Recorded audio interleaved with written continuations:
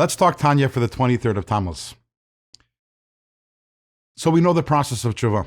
The process of tshuva is really understanding and getting the damage we have done, feeling the compassion for ourselves and for Hashem, for the damage that we have done for our own souls, the damage we have done to God, and breaking our ego. Once we have done this, we are ready. We are ready to turn to God and say, God, I get it. I really get what I have done. I am sorry. I will not do this again. Please. We need to fix up. We need to the mess that was created through the sins that I have done. Please help me fix it up.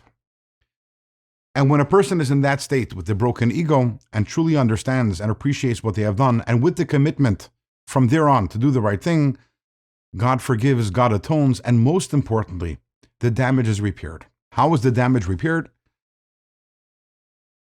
That is because we are arousing God's mercy, God's compassion, and God's mercy and compassion, which is known in Kabbalah as the Yud Gimel Midas HaRachman, the 13 attributes of God's mercy. Their source is higher than the world of Atzilus, higher than the name of Havaya. So if we've damaged our own souls, and our own souls are sourced in Havaya, and we've also done damage to Havaya, the way to fix it is to go to the source. Because when you go to the source, you can draw new energy.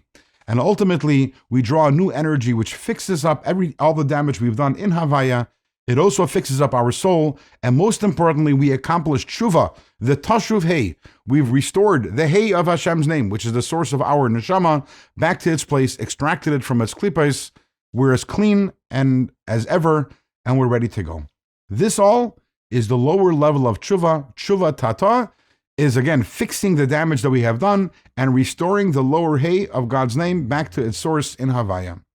In tomorrow's Tanya, we will start talking about the higher level of tshuva, which is tshuva ilah, which, as we mentioned, is connected to the higher hey of God's name. And as we'll find out also, that tshuva is a little more happy and upbeat than the lower level of teshuvah.